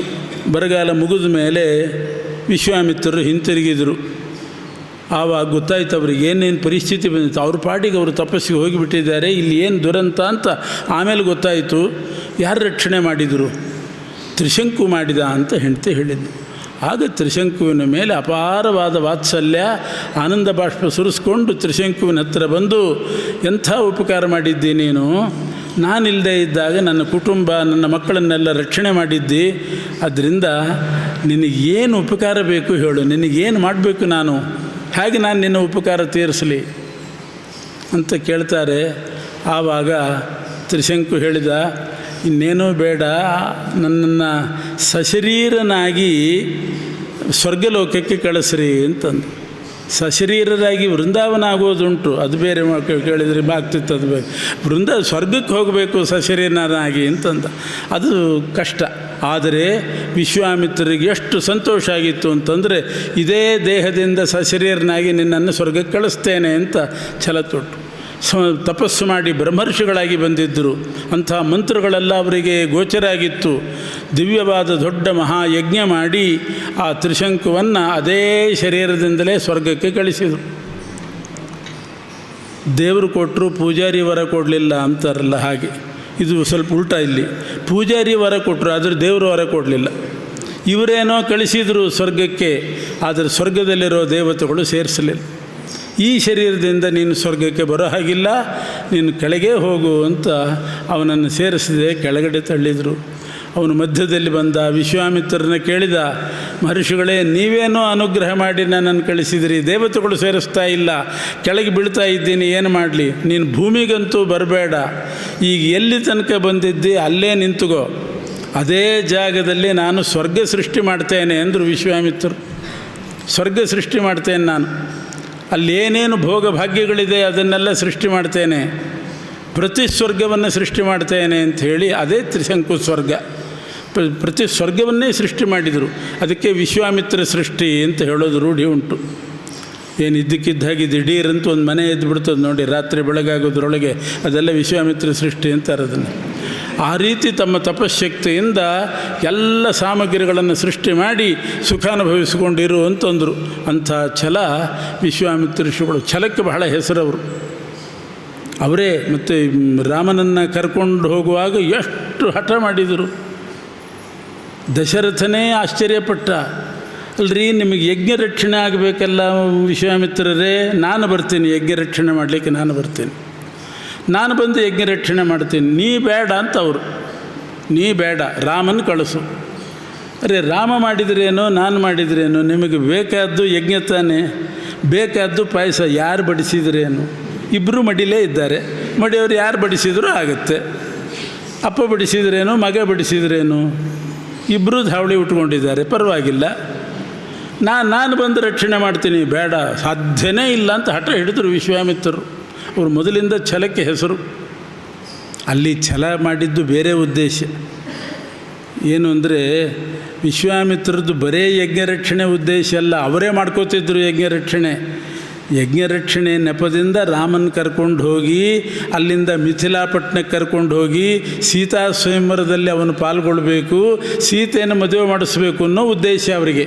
ದಶರಥ ನಾ ಬರ್ತೀನಿ ಅಂತಾನೆ. ಅಲ್ಲೇ 350 ಜನ ಮದುವೆ ಇದ್ದಾಗಿತ್ತು. 350 ಹೆಂಡಂದ್ರಿದ್ದರು. 350 ಮದುವೆ ಆಗಿದೆ, 350 ಹೆಂಡಂದ್ರಿದ್ದಾರೆ. ಮತ್ತು ನೀ ಬರ್ತೀನಿ ಅಂತೀಯಲ್ಲ ಅಂತ ಇವರು. ಅವ್ರಿಗೆ ಬೇಕಾದ್ದು ಅದಲ್ಲ. ಅದ್ರ ಮೇಲ್ನೋಟಕ್ಕೆ ನೋಡುವಾಗ ಈಗಿನವರೆಲ್ಲ ವಿಶ್ವಾಮಿತ್ರರು ಮಹಾ ಛಲಗಾರ, ಹಠವಾದಿ ಅಂತ ಅವ್ರಿಗೆ ಮಾತ್ರ ಹೇಳ್ತಾಯಿಲ್ಲ, ಈ ಬ್ರಾಹ್ಮಣರಿಗೆಲ್ಲ ಹಠ ಜಾಸ್ತಿ ಅಂತ ಬೇರೆ ಅಪವಾದ ಕಟ್ಟಿದ್ದಾರೆ. ವಿಶ್ವಾಮಿತ್ರರ ಹಠ ನೋಡಿ ಅದರಲ್ಲಿ ಹಿನ್ನೆಲೆ ಇರ್ತದೆ. ವಿಶ್ವಾಮಿತ್ರ ಋಷಿಗಳು ಹೀಗೆ ತ್ರಿಶಂಕು ಸ್ವರ್ಗವನ್ನು ನಿರ್ಮಾಣ ಮಾಡಿದರು. ತ್ರಿಶಂಕು ಅಂತ ಅವನಿಗೆ ಹೆಸರು ಬರಲಿಕ್ಕೆ ಕಾರಣ, ಒಂದು ಪಿತುಶ್ಚಾಪರಿತೋಷೇಣ ಅಂದರೆ ಕನ್ಯಾಪಹಾರ ಮಾಡಿ ತಂದೆಗೆ ಅಪಕೀರ್ತಿ ತಂದುಕೊಟ್ಟ. ಗುರೋರ್ ದೋಗ್ಧ್ರೀವಧೇನ ಚ, ಮಧ್ಯದಲ್ಲಿ ಇನ್ನೊಂದು ಅಪಹಾರ. ಅವನು ಕಾಡಿನಲ್ಲಿ ವಾಸ ಮಾಡ್ತಾ ಇರುವಾಗ ವಸಿಷ್ಠರ ಒಂದು ಹಸು ಬಂದಿತ್ತು ಆ ಕಡೆ. ವಸಿಷ್ಠರ ಮೇಲಿನ ಸಿಟ್ಟಿನಿಂದ ಗೋಹತ್ಯೆ ಮಾಡಿಬಿಟ್ಟ. ಅದೊಂದು ಶಂಕು ಅಪರಾಧ. ಆಮೇಲೆ ಅಪ್ರೋಕ್ಷಿತ ಉಪಯೋಗಾಚ್ಚ, ಪ್ರೋಕ್ಷಣೆ ಮಾಡಲಿಕ್ಕೆ ಅನರ್ಹ ಅಂಥ ಮಾಂಸವನ್ನು ಭಕ್ಷಣೆ ಮಾಡಿದ್ದರಿಂದ ಇನ್ನೊಂದು ಶಂಕು ಆಯಿತು. ಹೀಗೆ ಕನ್ಯಾಪಹಾರ, ಗೋಹತ್ಯೆ, ಗೋಮಾಂಸ ಭಕ್ಷಣ, ಇದರಿಂದ ಅವನು ತ್ರಿಶಂಕು ಅಂತ ಪ್ರಸಿದ್ಧನಾದವನು. ಆದರೆ ವಿಶ್ವಾಮಿತ್ರರ ವಿಶೇಷ ಅನುಗ್ರಹದಿಂದ ಅವನು ತ್ರಿಶಂಕು ಸ್ವರ್ಗದಲ್ಲಿದ್ದಾನೆ. ಅವನ ಮಗನೇ, ತ್ರಿಶಂಕುವಿನ ಮಗನೇ ತ್ರೈಶಂಕವೋ ಹರಿಶ್ಚಂದ್ರ ತ್ರಿಶಂಕುವಿನ ಮಗ. ಅವನಿಗೆ ಸತ್ಯ ಹರಿಶ್ಚಂದ್ರ ಅಂತ ಕರೀತಾರೆ. ಸತ್ಯ ಅನ್ನೋ ಧರ್ಮವನ್ನು ವಿಶೇಷವಾಗಿ ಎತ್ತಿ ಹಿಡಿದವನು ಅವನು. ಹರಿವಂಶದಲ್ಲಿ ಹೆಚ್ಚಿಗೆ ಹೇಳಲಿಲ್ಲ ಹರಿಶ್ಚಂದ್ರನ ಕಥೆ. ಆದರೆ ಬೇರೆ ಪುರಾಣಗಳಲ್ಲಿ ರೋಚಕವಾಗಿ ಬಹಳಷ್ಟು ಬರೆದಿದ್ದಾರೆ. ಮಾರ್ಕಂಡೇಯ ಪುರಾಣದಲ್ಲಿ ವಿಸ್ತಾರವಾಗಿದೆ ಹರಿಶ್ಚಂದ್ರನ ಕಥೆ. ಎಂತೆಂಥ ದುರಂತಗಳಾಯಿತು ಹರಿಶ್ಚಂದ್ರನಿಂದ, ಏನೇನು ಎಷ್ಟು ರೋಚಕವಾಗಿದೆ ಅಂತ ತೋರಿಸ್ತಾರೆ. ಹರಿಶ್ಚಂದ್ರ ದೊಡ್ಡ ಯಜ್ಞಯಾಗಗಳನ್ನು ಮಾಡಿದಂಥ ವ್ಯಕ್ತಿ, ಸತ್ಯದಲ್ಲಿ ಬಹಳ ನಿಷ್ಠೆ. ಅವನೊಂದು ಸಲ ಬೇಟೆಗೆ ಹೋಗಿದ್ದಂತೆ ಹರಿಶ್ಚಂದ್ರ. ಬೇಟೆ ಆಡಲಿಕ್ಕೆ ಅಲ್ಲಿ ಇಲ್ಲಿ ಸುತ್ತಾಡಿದ. ಎಲ್ಲೋ ಒಂದು ಕಡೆ ಆರ್ತನಾದ ಬಂತು. ಯಾರೋ ಹೆಣ್ಣು ಮಗಳು ಕೂಗಿದ ಶಬ್ದ ಬಂತಂತೆ. ಧಾವಿಸಿಬಿಟ್ಟ. ದೊಡ್ಡ ರಾಜ, ಮಹಾವೀರ, ಪರಾಕ್ರಮಶಾಲಿ, ಬಿಲ್ಲು ಬಾಣ ಹಿಡ್ಕೊಂಡು ಆರ್ತನಾದ ಬಂದ ಕಡೆ ಧಾವಿಸಿದ. ಯಾರದು ಅಂತ ಗರ್ಜನೆ ಮಾಡಿಕೊಂಡು ಹೋದ. ಯಾರೂ ಇಲ್ಲ, ಅಲ್ಲಿದ್ದದ್ದು ವಿಶ್ವಾಮಿತ್ರರೇ. ವಿಶ್ವಾಮಿತ್ರ ಋಷಿಗಳೇ ಇದ್ದರು. ಅವರು ಸಕಲ ವಿದ್ಯಾಭಿಮಾನಿ ದೇವತೆಗಳನ್ನು ಆಕರ್ಷಣೆ ಮಾಡ್ತಿದ್ದರಂತೆ. ಆ ವಿದ್ಯಾಭಿಮಾನಿ ದೇವತೆಗಳು ಕೂಗಿದ್ದು ಆವಾಗ. ಅದು ಹರಿಶ್ಚಂದ್ರನ ಕಿವಿಗೆ ಬಿತ್ತು. ಇವರು ಅಲ್ಲಿ ಹೋದರು, ಯಾರು ಅಂತ ಗರ್ಜನೆ ಮಾಡಿಕೊಂಡು. ಬಂದದ್ದನ್ನು ನೋಡಿ ವಿಶ್ವಾಮಿತ್ರರು ಕೇಳಿದರು, ನೀನು ಯಾರು ಅಂತ ಕೇಳಿದರು. ಅಲ್ಲಿ ಯಾರೂ ಇರಲಿಲ್ಲ, ಬೇರೆ ಯಾರೂ ಇರಲಿಲ್ಲ. ಇವನು ಹೋದ, ಹರಿಶ್ಚಂದ್ರ ಹೋದ. ನೀನು ಯಾರು ಅಂತ ಅವರು ಕೇಳಿದರು. ನೀನು ಯಾರು ಅಂತ ಕೇಳಿದ್ದಕ್ಕೆ ಮಿತಭಾಷೆಯಾಗಿ ನಾನು ಹರಿಶ್ಚಂದ್ರ ಅಂತ ಹೇಳ್ಕೊಂಡಿದ್ರೆ ಆಗ್ತಿತ್ತು. ನಾನು ಹರಿಶ್ಚಂದ್ರ ಅಂತ ಮಹಾರಾಜ, ಅನೇಕ ಯಜ್ಞಯಾಗ ಮಾಡಿದ್ದೇನೆ. ಯಾರಿಗಾದರೂ ಏನಾದರೂ ಬೇಕಾದರೆ ಅದನ್ನು ದಾನ ಮಾಡ್ತೇನೆ. ನಾನು ಭಯಗ್ರಸ್ತರಾದವರಿಗೆ ಅಭಯದಾನ ಮಾಡ್ತೇನೆ, ದರಿದ್ರರಾದವರಿಗೆ ಧನದಾನ ಮಾಡ್ತೇನೆ. ಯಾರು ಕೇಳಿದ್ರು ಅವನ್ನ ಇಷ್ಟೆಲ್ಲ? ನೀನು ಯಾರು ಅಂದರೆ ನಾನೊಬ್ಬ ಹರಿಶ್ಚಂದ್ರ ಅಂತ, ಒಬ್ಬ ರಾಜ ಅಂತ ಇಷ್ಟು ಹೇಳಿ ಮುಗಿಸ್ಬೋದಾಗಿತ್ತು. ಇಷ್ಟುದ್ದಕ್ಕೆ ಎಲ್ಲ ಕಥೆ ಹೇಳಿಕೊಂಡ. ಆಗ ವಿಶ್ವಾಮಿತ್ರರು, ಇಷ್ಟೆಲ್ಲ ದಾನ ಮಾಡುವವನಾದರೆ ನಾನೊಂದು ರಾಜಸೂಯ ಯಾಗ ಮಾಡಬೇಕು ಅಂತಿದ್ದೇನೆ. ಆ ರಾಜಸೂಯ ಯಾಗಕ್ಕೆ ಎಷ್ಟು ದಕ್ಷಿಣೆ ಖರ್ಚಾಗ್ತದೆ ಅಷ್ಟು ನೀನು ನೋಡ್ಕೊ ಅಂದರು. ಇಷ್ಟಿಷ್ಟು ಕೊಡಬೇಕು ಅಂತುಂಟು. ಸಹಸ್ರಮಾಖ್ಯಾತ್ರೇ ದದ್ಯಾತ್ ಶತಂ ಪರಿಗರಿತ್ರೆ, ಇಂಥವ್ರಿಗೆ ಇಷ್ಟಿಷ್ಟು ನಾಣ್ಯಗಳನ್ನು ಕೊಡಬೇಕು ಅಂತ ಲೆಕ್ಕ ಇದೆ. ಆ ದಕ್ಷಿಣೆ ಖರ್ಚು ನಿನ್ನ ತಲೆ ಮೇಲೆ ಹಾಕು. ಬೇರೆ ಅನ್ನ ಸಂತರ್ಪಣೆ, ಅಕ್ಕಿ, ಬೆಲ್ಲ ಬೇರೆಯವ್ರ ತಲೆ ಕಟ್ತೀನಿ ಬೇಕಾದ್ರೆ. ದಕ್ಷಿಣೆದಂತೂ ನೀನು ನೋಡ್ಕೊ ಅಂತ. ಇಷ್ಟಕ್ಕೆ ಒಪ್ಕೋಬಹುದಾಗಿತ್ತು ಹರಿಶ್ಚಂದ್ರ. ಏನಿದು ಬಹಳ ಕ್ಷುದ್ರವಾದ ದಾನ ಕೇಳ್ತಾ ಇದ್ದೀರಲ್ಲ ಅಂದ್ಬಿಟ್ಟ ಅವನು. ಬೇರೆ ಏನಾದರೂ ಕೇಳ್ರಿ, ಇದು ಆಮೇಲೆ ನೋಡೋಣಂತೆ, ಇದು ಬಹಳ ಕ್ಷುದ್ರ, ಬೇರೆ ದೊಡ್ಡದೇನಾದರೂ ಕೇಳ್ರಿ. ಆಗ ಇವರಿಗೆ ವಿಶ್ವಾಮಿತ್ರರಿಗನಿಸ್ತು, ಹಾಗಾದರೆ ನಿನ್ನ ಅಧೀನದಲ್ಲಿರ್ತಕ್ಕಂಥ ಸಮಗ್ರ ಭೂಮಿಯನ್ನು ನನಗೆ ದಾನ ಮಾಡು ಅಂದುಬಿಟ್ರು. ಯಥಾವತ್ತಾಗಿ ಅಲ್ಲಿರ್ತಕ್ಕಂಥ ಸಸ್ಯ ಧಾನ್ಯ ಕೋಶ ಎಲ್ಲ ತೊಗೊಂಡು ಹೋಗಿ ಬರೀ ಭೂಮಿ ಮಾಡಿಕೊಡೋದಲ್ಲ. ಗೃಹದಾನ ಕೊಡ್ತೇನೆ ಅಂತಂದರೆ ಏನೇನಿದೆ ಎಲ್ಲ ಸೇರಿಸೇ ಕೊಡಬೇಕು. ಟಿ ವಿ ಫ್ರಿಜ್ಜು ಎಲ್ಲ ಸಾಗಿಸಿಬಿಟ್ಟು ಖಾಲಿ ಮನೆ ಕೊಡೋದಲ್ಲ, ಎಲ್ಲ ಇದ್ದದ್ದಿದ್ದಂಗೆ ಕೊಟ್ಟುಬಿಡ್ಬೇಕು. ಆ ರೀತಿ ಹೇಳಿದರು. ಆಯಿತು ಅಂತ ಇವನು ಒಪ್ಕೊಂಡ್ಬಿಟ್ಟ. ಆ ಕ್ಷಣದಲ್ಲಿ ಒಪ್ಕೊಂಡ, ಹಾಗೇ ಮಾಡ್ತೇನೆ ಅಂತ ಕೊಟ್ಬಿಟ್ಟ, ದಾನ ಕೊಟ್ಬಿಟ್ಟ. ವಿಶ್ವಾಮಿತ್ರರು ದಾನ ತಗೊಂಡು ಆಮೇಲೆ ಕೇಳಿದರು, ರಾಜಸೂಯಾಗದ ದಕ್ಷಿಣೆ ಹಣ ಆಮೇಲೆ ಕೊಡ್ತೀನಿ ಇದೆಲ್ಲ ಕೊಡು ಅಂತಂದರು. ಸಿಗಾಕೊಂಡ್ಬಿಟ್ಟು ಆಮೇಲೆ ಎಲ್ಲಿ ಕೊಡ್ತಾನೆ, ಎಲ್ಲ ಇಡೀ ಕೋಶದ ಬೀಗದ ಕೈನೇ ಕೊಟ್ಟಾಗಿದೆ, ಹಣ ಕೊಡು, ದಕ್ಷಿಣೆ ಹಣ ಕೊಡು ಅಂತಂದಾಗ ಸಿಗಾಕೊಂಡ. ಇಲ್ಲ, ಅದು ನಿಮಗೆಲ್ಲ ಕೊಟ್ಟಾಯಿತು, ಆಮೇಲೆ ಕೊಡ್ತೀನಿ ಅಂತ ಹೇಳಿದ್ದು ಹೌದು, ಅದು ಕೊಡಬೇಕು, ಆದರೆ ನನಗೆ 1 ತಿಂಗಳು ಕಾಲಾವಕಾಶ ಕೊಡ್ರಿ, ಕೊಡ್ತೇನೆ. ಈಗಂತೂ ಎಲ್ಲ ಕೊಟ್ಟಾಗಿದೆ, ಅದು ದಕ್ಷಿಣೆ ಹಣಕ್ಕೆ ಸ್ವಲ್ಪ ನಾನು ದುಡಿದು ಕೊಡ್ತೇನೆ ನಿಮಗೆ, ನಾನೇನು ಸತ್ಯ ಮೀರಿ ಹೋಗೋದಿಲ್ಲ ಅಂತಂದ. ಆಗಲಿ ಅಂತ ಅವಕಾಶವೂ ಕೊಟ್ಟರು. ಆದರೆ ಅಂತ ಒಂದು ಕಂಡೀಷನ್ ಹಾಕಿದರು, ಇಡೀ ಭೂಮಂಡಲ ಎಲ್ಲ ನನಗೆ ಈ ನಿನ್ನ ಕೋಸಲ ದೇಶ, ಈ ದೇಶ ನನಗೆ ಕೊಟ್ಟದ್ರಿಂದ ಇಲ್ಲಿ ನೀನು ಇರ್ಕೊಡುದು, ಈ ಜಾಗದಲ್ಲಿ ಇರ್ಕೊಡುದು, ಈ ಊರಿನಲ್ಲಿ, ಎಲ್ಲಿ ಬೇರೆ ಕಡೆ ಹೋಗು, ದುಡಿ ಕೊಡು. ಆಯಿತು ಅಂತ ಊರು ಬಿಟ್ಟು ಹೊರಟ. ಹೆಂಡತಿ ಮಕ್ಕಳನ್ನು ಕರ್ಕೊಂಡು ಹರಿಶ್ಚಂದ್ರ ಊರು ಬಿಟ್ಟು ಕಾಶಿಗೆ ಹೋಗೋಣ, ಕಾಶಿಯಲ್ಲಿ ಏನಾದರೂ ಸಂಪಾದನೆ ಮಾಡಿಕೊಟ್ರೆ ಆಯಿತು ಅಂತ ಕಾಶಿಗೆ ಹೊರಟಿದ್ದಾನೆ. ಅಯೋಧ್ಯೆಯಿಂದ ಕಾಶಿಗೆ ಹೋಗುವಾಗ ದಾರಿಯಲ್ಲಿ ಭಿಕ್ಷೆ ಬೇಡ್ಕೊಂಡು ಹೋಗುವ ಪ್ರಸಂಗನೂ ಬಂತು ಅವನಿಗೆ. ಮಕ್ಕಳಿಗೆ ಊಟ ಹಾಕಬೇಕು, ಅಲ್ಲಲ್ಲಿ ಭಿಕ್ಷೆ ಬೇಡ್ಕೊಂಡು ಹೋಗಬೇಕು. ಆದರೆ ಅಯೋಧ್ಯೆಯ ಪ್ರಜೆಗಳೆಲ್ಲ ಬಂದು ಅಡ್ಡ ಹಾಕ್ತಾ ಇದ್ದಾರೆ. ನೀನೇನು ಊರು ಬಿಟ್ಟು ಹೋಗ್ಲಿಕ್ಕೆ ಅಂಥ ತಪ್ಪೇನು ಮಾಡಿದ್ದಿ ನೀನು? ಊರು ಬಿಟ್ಟು ಹೋಗುವಂಥ ಪ್ರಸಂಗ ಏನು ಬಂದಿದೆ? ಯಾರ್ದಾದರೂ ಸ್ತ್ರೀಯರ ಮಾನಭಂಗ ಮಾಡಿದರೆ ಅಥವಾ ಯಾರಾದರೂ ಬ್ರಾಹ್ಮಣರನ್ನ ಕೊಂದರೆ ಬ್ರಹ್ಮಹತ್ಯೆ, ಇಂಥದ್ದಕ್ಕೆ ಊರಿನಿಂದ ಹೊರಗೆ ಹಾಕ್ತಾರೆ. ನೀನೇನೋ ಮಾತಿನಲ್ಲಿ ಸಿಗಾಕೊಂಡಿದ್ದಿ ಅಷ್ಟೇ. ಆಮೇಲೆ ಕೊಡ್ತೇನೆ ಅಂತ ಹೇಳಿದ್ದೆ, ಈಗ ಕೊಡಲಿಕ್ಕಾಗಿಲ್ಲ. ಊರು ಬಿಟ್ಟು ಹೋಗೋದು ಅಷ್ಟು ಸರಿಯಲ್ಲ, ಇಷ್ಟು ಕೊಟ್ಟ ಮೇಲೆ ಅವರನ್ನ ಯಾಕೆ ಕೇಳಬೇಕು ಅಂತ ಪ್ರಜೆಗಳೆಲ್ಲ ತಡೀತಾ ಇದ್ದಾರೆ. ಇವ್ರನ್ನ ಸಮಾಧಾನ ಮಾಡ್ತಾ ನಿಂತಿದ್ದಾನೆ ಹರಿಶ್ಚಂದ್ರ. ವಿಶ್ವಾಮಿತ್ರರಿಗೆ ಡೌಟ್ ಬಂತು, ಅಷ್ಟು ಪ್ರಜೆಗಳ ಒತ್ತಾಯಕ್ಕೆ ಎಲ್ಲಿ ಉಳ್ಕೊಂಡ್ಬಿಡ್ತಾನೋ ಏನೋ ಅಂತ. ಅದಕ್ಕೆ ಅವರು ಬೆತ್ತ ತೊಗೊಂಡು ದನ ಓಡಿಸ್ಲಿಕ್ಕೆ ಹೊಡಿಲಿಕ್ಕೆ ಬಂದರಂತೆ. ಹೊಡೆದು ಓಡಿಸಿಬಿಡೋಣ ಇವನನ್ನು, ಇಲ್ಲಿಂದ ಹೋಗು ಅಂತ ಬೆತ್ತ ತೊಗೊಂಡು ಹೊಡೆದಾಗ ಎಲ್ಲಿ ಯಜಮಾನರಿಗೆ ಏಟು ಬೀಳುತ್ತೋ ಅಂತ ಹೆಂಡತಿ ಅಡ್ಡ ಬಂದಂತೆ. ಅವ್ರಿಗೆ ಬೀಳಬಾರ್ದು ಏಟು, ತನಗಾದರೂ ಬೀಳಲಿ ಅಂತ ಅವಳು ಅಡ್ಡ ಬಂದಳು. ಅವಳಿಗೆ ಬಿತ್ತು ಏಟು. ಅದು ಹರಿಶ್ಚಂದ್ರನಿಗೆ ಬಿದ್ದಿದ್ರೆ ವಾಸಿ, ತಡ್ಕೊತಿದ್ದ. ಆ ಹೆಣ್ಣುಮಗಳಿಗೆ ಬಿತ್ತು, ಅವಳಿಗೆ ತಡ್ಕೊಳ್ಳಿಕ್ಕಾಗಲಿಲ್ಲ. ನೆಲದ ಮೇಲೆ ಕುಸಿದು ಬಿದ್ದು ವಿಲಿ ಒದ್ದಾಡ್ತಾ ಇದ್ದಾಳೆ. ಆವಾಗ ವಿಶ್ವೇ ದೇವತೆಗಳು ಅಂತ ಇದ್ದಾರೆ, 5 ಮಂದಿ ವಿಶ್ವೇ ದೇವತೆಗಳು, ಅಂದರೆ 10 ಜನ ಒಟ್ಟು. ಮೊನ್ನೆ ಹೇಳಿದೆ ಶ್ರಾದ್ದ ವಿಷಯದಲ್ಲಿ, ಅದರಲ್ಲಿ 5 ಮಂದಿ ವಿಶ್ವೇ ದೇವತೆಗಳು. ಒಂದೊಂದು ಶ್ರಾದ್ದಕ್ಕೆ ಇಬ್ಬರಿಬ್ಬರು ವಿಶ್ವೇ ದೇವತೆಗಳು ರಕ್ಷಕರಿರ್ತಾರೆ. ಆ 10 ಮಂದಿ ವಿಶ್ವೇ ದೇವತೆಗಳ ಪೈಕಿ 5 ಮಂದಿ ವಿಶ್ವೇ ದೇವತೆಗಳು ಈ ದೃಶ್ಯ ನೋಡಿದರು. ಹರಿಶ್ಚಂದ್ರ, ವಿಶ್ವಾಮಿತ್ರರು ಹರಿಶ್ಚಂದ್ರನಿಗೆ ಬೆತ್ತದಿಂದ ಹೊಡೆದದ್ದು, ಅಡ್ಡ ಬಂದದ್ರಿಂದ ಅವನ ಹೆಂಡತಿಗೆ ಏಟು ಬಿತ್ತು, ಅವಳು ಒದ್ದಾಡೋದು, ಇದನ್ನೆಲ್ಲ ನೋಡಿದ್ರು. ಅವರು ನೋಡಿ ಮಾತಾಡ್ಕೊಂಡ್ರಂತೆ, ಎಂಥ ಪರಿ ಹೊಡೆದು ಬಿಟ್ರಲ್ಲ ವಿಶ್ವಾಮಿತ್ರರು ಆ ಹೆಣ್ಣುಮಗಳಿಗೆ, ಯಾವ ನರಕಕ್ಕೆ ಹೋಗ್ತಾರೇನೋ ವಿಶ್ವಾಮಿತ್ರರು ಅಂತ ಮಾತಾಡ್ಕೊಂಡ್ರಂತೆ. ಮಾತಾಡ್ಕೊಂಡದ್ದು ಇವ್ರಿಗೆ ಕೇಳಿಸ್ತು. ವಿಶ್ವಾಮಿತ್ರರಿಗೆ ಕೇಳಿದ್ದಕ್ಕೆ ಇವ್ರಿಗೆ ಸಿಟ್ಟು ಬಂತು. ನನಗೂ ಹರಿಶ್ಚಂದ್ರನಿಗೂ ಸಂಬಂಧಪಟ್ಟ ವ್ಯವಹಾರ, ನಾನು ಹೊಡೆದೆ, ಅವಳು ಅಡ್ಡ ಬಂದಳು, ಅವಳಿಗೆ ಬಿತ್ತು, ನಾನು ನರಕಕ್ಕೆ ಹೋಗ್ತೇನೆ ಅಂತ ಹೇಳಲಿಕ್ಕೆ ನೀವು ಯಾರು? ನಮ್ಮಿಬ್ಬರ ಜಗಳದಲ್ಲಿ ನೀವ್ಯಾಕೆ ಪ್ರವೇಶ ಮಾಡಿದಿರಿ? ನೀವು ಮಧ್ಯ ಪ್ರವೇಶ ಮಾಡಿ ನನಗೆ ಹಾಗೆ ಹೇಳಿದ್ರಿಂದ ನೀವು ಭೂಮಿಯಲ್ಲಿ ಹುಟ್ಟಬೇಕು, ಭೂಮಿಯಲ್ಲಿ ಮನುಷ್ಯರಾಗಿ ಹುಟ್ಟಿರಿ, ಆವಾಗ ನಿಮಗೆ ಮದುವೆ ಆಗೋದು ಬೇಡ, ಮಕ್ಕಳು ಇರೋದು ಬೇಡ, ಬರ್ಬರವಾದ ಹತ್ಯೆಯಾಗಿ ಸಾಯಬೇಕು ನೀವು ಅಂತ ಘೋರ ಶಾಪ ಕೊಟ್ಟರು. ಅವರೇ 5 ಮಂದಿ ವಿಶ್ವೇ ದೇವತೆಗಳು, ದ್ರೌಪದಿ ಮಕ್ಕಳು. ದ್ರೌಪದಿ ಮಕ್ಕಳಾಗಿ ಹುಟ್ಟಿದರು, ಮದುವೆ ಆಗಿಲ್ಲ, ಇದು ಆಗಿಲ್ಲ. ಅಶ್ವತ್ಥಾಮಾಚಾರ್ಯರು ಅವರನ್ನು ಕೊಂದದ್ದು ಹೀಗೆ. ಮದುವೆ ಆಗೋದಕ್ಕೆ ಮುಂಚೆ, ಮಕ್ಕಳಾಗೋದಕ್ಕೆ ಮುಂಚೆ ಆ ಪಂಚಪಾಂಡವರಿಂದ 5 ಮಕ್ಕಳು ಹುಟ್ಟಿದರು. ಎಂಥ ದುರಂತ ಆಯಿತು.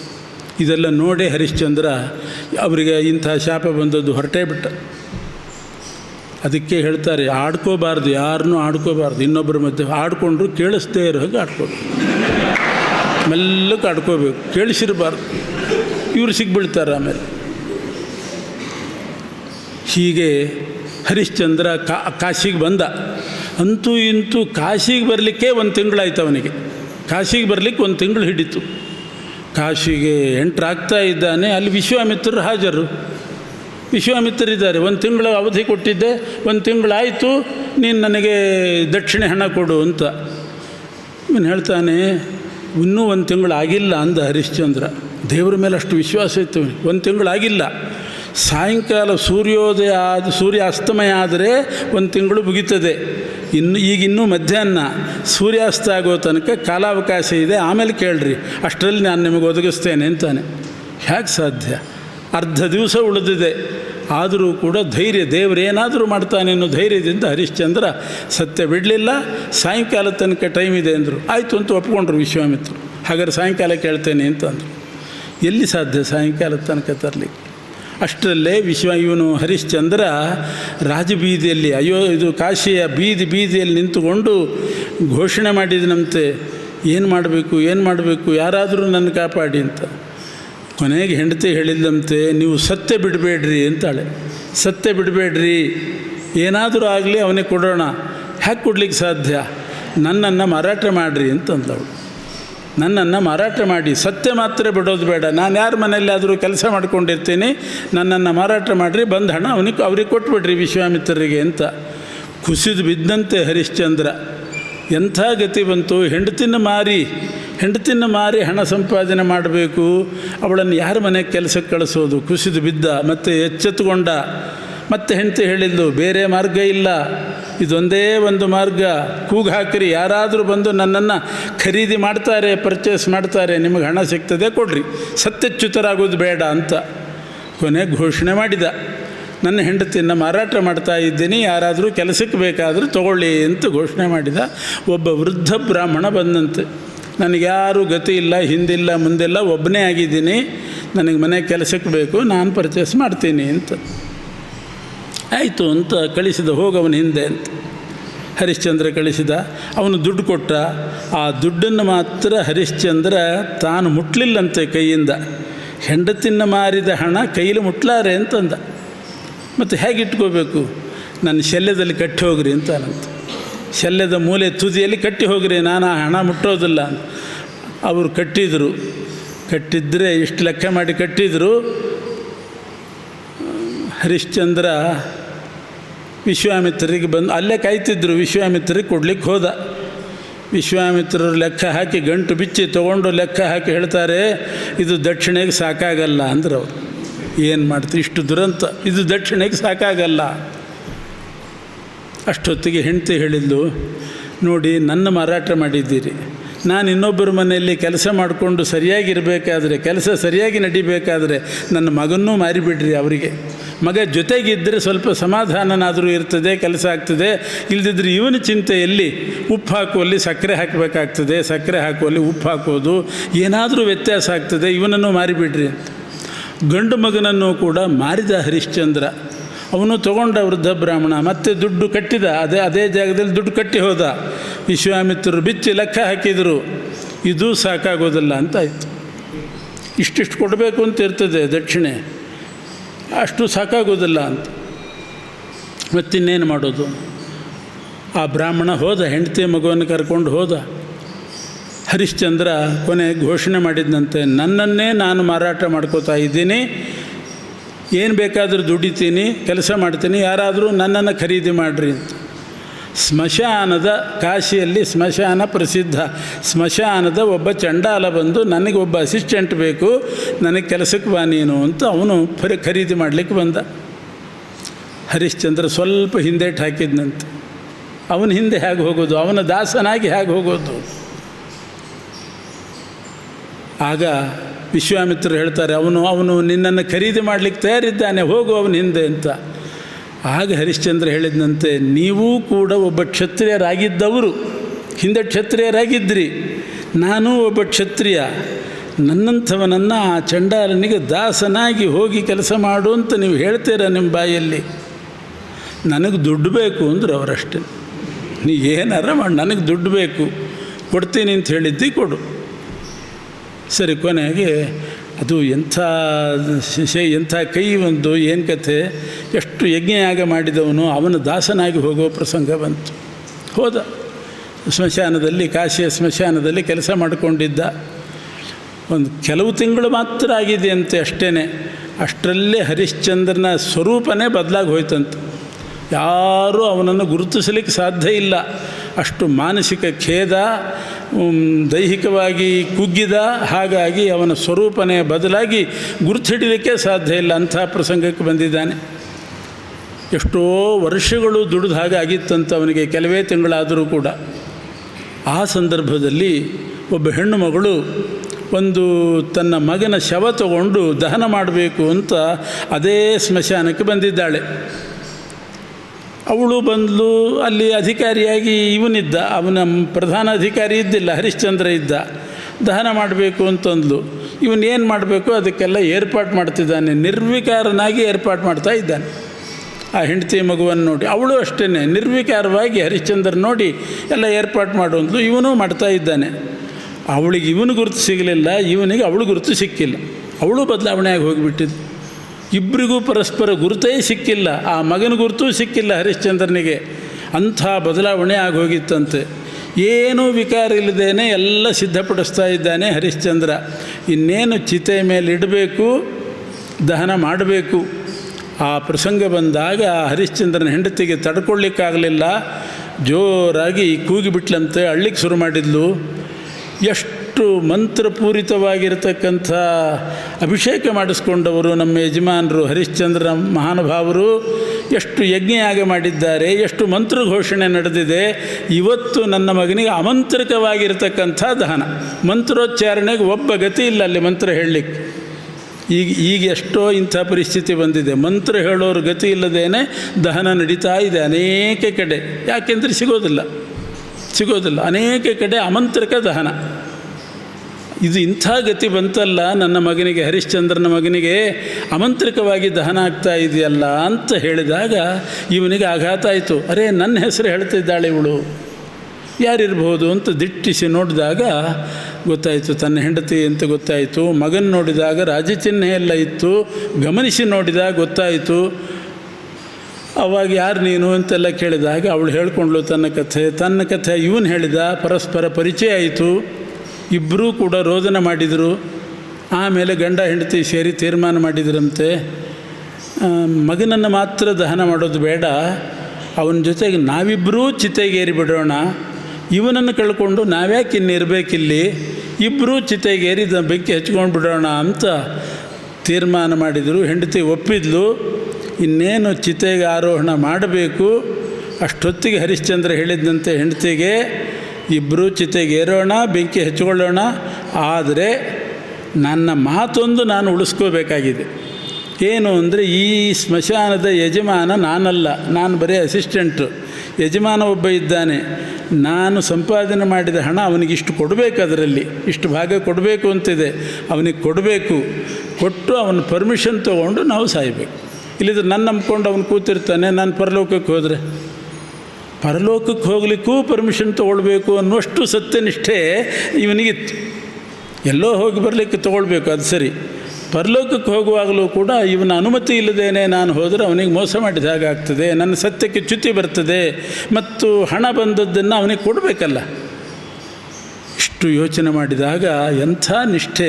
ಮರಣಕಾಲದಲ್ಲಿಯೂ ಕೂಡ ಇವನು ಅವನಿಗೆ ಕೊಡಬೇಕು, ಪರ್ಮಿಷನ್ ತೊಗೋಬೇಕು ಅಂತಿದ್ದಾನೆ, ಅನುಮತಿ ಕೇಳಬೇಕು ಅಂತ ಹೇಳಿ ಪುಷ್ಪವೃಷ್ಟಿ ಮಾಡಿದರಂತೆ ದೇವತೆಗಳು. ಸಮಸ್ತ ದೇವತೆಗಳು ಸ್ಮಶಾನಕ್ಕೆ ಅಲ್ಲಿ ಬಂದು ಹರಿಶ್ಚಂದ್ರನನ್ನು ಸಮಾಧಾನ ಮಾಡಿದರು. ಯಮದೇವರು ಬಂದರು, ನಿನ್ನ ಮಗನ ಬದುಕಿಸ್ತೇನೆ ಅಂತ ಹೇಳಿ. ಅವನೇನೋ ಹಾವು ಕಚ್ಚಿ ಸತ್ತು ಹೋಗಿದ್ದ, ಬದುಕಿಸಿದ್ರು ಅವರು, ಯಮದೇವರು ಬದುಕಿಸಿದರು. ಇಂಥ ಸುಖಾಂತ ಆಯಿತು. ಅಷ್ಟೊತ್ತಿಗೆ ವಿಶ್ವಾಮಿತ್ರರು ಬಂದರಂತೆ. ವಿಶ್ವಾಮಿತ್ರರು ಮುಖ್ಯ, ಅವ್ರದ್ದೇ ಪಾತ್ರ. ಅವರು ಬಂದು ಹೇಳ್ತಾರೆ, ನಾನು ನಿನ್ನ ಬಹಳ ಗೋಳು ಹೊಯ್ಕೊಂಡೆ, ಆದರೆ ನಾನು ಪರಾಧೀನ. ಭಗವಂತ ನಿನ್ನ ಸತ್ಯನಿಷ್ಠೆಯನ್ನು ಪರೀಕ್ಷೆ ಮಾಡಲಿಕ್ಕೆ ನನ್ನ ನಿಮಿತ್ತ ಮಾಡಿದ. ಅದರಿಂದ ನಾನು ನಿಮಿತ್ತ ಮಾತ್ರ ಆಗಿದ್ದೇನೆ ಹೊರತು ನಾನೇನೂ ಉದ್ದೇಶಪೂರ್ವಕವಾಗಿ ಮಾಡಿಲ್ಲ. ನಿನ್ನ ಕೀರ್ತಿಗೋಸ್ಕರವೇ ಇದೆಲ್ಲ ನಡೆದಿದೆ ಅಂತ ತಿಳ್ಕೊ ಅಂತ ಹೇಳಿ ಆಮೇಲೆ ಅವನನ್ನು ಅವರಿಗೆಲ್ಲ ಅವನ ಮಗನಿಗೆ ಜೀವ ಕೊಟ್ಟು ಕ್ಷೌರಾದಿಗಳನ್ನು ಮಾಡಿಸಿ ಆಮೇಲೆ ಊರಿಗೆ ಕರ್ಕೊಂಡು ಹೋಗ್ತಾರೆ ಅಂತ. ಇದು ಹರಿಶ್ಚಂದ್ರನ ದಿವ್ಯವಾಗಿರ್ತಕ್ಕಂಥ ಕಥೆ. ಅವನು ಹೇಗೆ ಸತ್ಯನಿಷ್ಠನಾಗಿದ್ದ. ಇದೇ ರೀತಿ ಅನೇಕ ರಾಜರು ಒಂದೊಂದು ಧರ್ಮ ಎತ್ತಿದವರು, ಅವರ ಚರಿತ್ರೆಗಳೆಲ್ಲ ಬರ್ತಾ ಇದೆ. ಬಹಳ ರೋಚಕವಾಗಿದೆ ಹರಿಶ್ಚಂದ್ರನ ಕಥೆ ಅಂತ ಅದನ್ನು ಹೇಳಿದೆ. ಇನ್ನು ಮುಂದೆ ಇದೇ ವಂಶದಲ್ಲಿ ಶ್ರೀರಾಮಚಂದ್ರ ದೇವರ ಅವತಾರ. ಅವರು ಸೂರ್ಯವಂಶದ ರಾಜರೇ ರಾಮಚಂದ್ರ. ಅವನ ಮಕ್ಕಳು ಲವಕುಶರು. ಅದಕ್ಕೆ ಮುಂಚೆ ಬಂದವರು ಇವನ ಮಗ ರೋಹಿತ, ಹರಿಶ್ಚಂದ್ರನ ಮಗ ರೋಹಿತ. ರೋಹಿತಪುರ ಅಂತ ಒಂದು ಪಟ್ಟಣವನ್ನು ಕಟ್ಟಿದಂಥವನು. ಸಗರ ಚಕ್ರವರ್ತಿ. ಬಾಹುರಾಜ ವ್ಯಸನಿ. ಬಾಹುರಾಜ ನಾನಾ ವಿಧವಾದ ವ್ಯಸನ, ಮದ್ಯಪಾನ, ಜೂಜಾಡೋದು, ಇಂಥ ಅನೇಕ ವ್ಯಸನಗಳನ್ನು ರಾಜ ಇಟ್ಟುಕೊಂಡಿದ್ದಂತೆ. ಆದ್ದರಿಂದ ಅನೇಕ ದುಷ್ಟರ ಸಹವಾಸ ಅವನಿಗಾಯಿತು. ತಾಲಜಂಘರು, ಹೈಹೇರು, ಕಾಂಬೋಜರು, ಯವನರು, ಪಾರದರು ಇವರದ್ದೆಲ್ಲ ಸಹವಾಸ ಆಯಿತು. ಸದಾ ಅವರ ಸಹವಾಸದಲ್ಲಿ ವ್ಯಸನದಲ್ಲಿ ಮುಳುಗಿಬಿಟ್ಟ. ಪ್ರಜೆಗಳ ಯೋಗಕ್ಷೇಮ ನೋಡ್ಕೊಳ್ಳಿಕ್ಕೆ ಯಾರೂ ಇಲ್ಲ ಅಂತಾಯಿತು. ಯಾಕೆ ರಾಜನೇ ವ್ಯಸನದಲ್ಲಿ ಮುಳುಗಿದರೆ ಏನು ಮಾಡಬೇಕು? ಕೊನೆಗೆ ಅವರೆಲ್ಲ ಸೇರಿ ಇವನಿಗೆ ಸುರಾಪಾನ ಮಾಡಿಸಿ ಮತ್ತು ಬರಿಸಿ ಏನೋ ಮೋಸ ಮಾಡಿ ಇಡೀ ದೇಶವನ್ನು ತಮ್ಮ ವಶಕ್ಕೆ ತೊಗೊಂಡ್ರಂತೆ. ಏನು ಸೇನೆ ಹಾಕಿಸ್ಕೊಂಡ್ಬಿಟ್ರು, ಏನು ಸುರಾಪಾನ ಮಾಡಿಸಿ ಇಡೀ ದೇಶ ತಮ್ಮ ಅಧೀನಕ್ಕೆ ತೊಗೊಂಡು ಕೆಲವು ಕಡೆ ಯವನರು, ಕೆಲವು ಕಡೆ ಕಾಂಬೋಜರು, ಪಲ್ಲವರು, ಖಸರು, ಯವನರು ಎಲ್ಲ ಹಂಚಿಕೊಂಡು ಬಿಟ್ಟು ಧರ್ಮನಾಶ ಮಾಡಲಿಕ್ಕೆ ಶುರು ಮಾಡಿದರು. ಬಾಹುರಾಜ ಕಾಡಿಗೆ ಬಂದ. ಅವನನ್ನು ಓಡಿಸಿಬಿಟ್ರು ಮೋಸ ಮಾಡಿ. ರಾಜರು ಸ್ವಲ್ಪ ದಾರಿ ತಪ್ಪಿದರೆ ಏನಾಗ್ತದೆ ಅನ್ನೋದಕ್ಕೆ ಇದು ನಿದರ್ಶನ. ಪ್ರಜೆಗಳ ಗತಿ ಏನು? ಹೀಗೆ ಧರ್ಮನಾಶ ಮಾಡೋರು ಅವರ ಕೈಗೆ ಒಪ್ಪಿಸಿಬಿಟ್ಟ ಇಡೀ ಭೂಮಂಡಲ.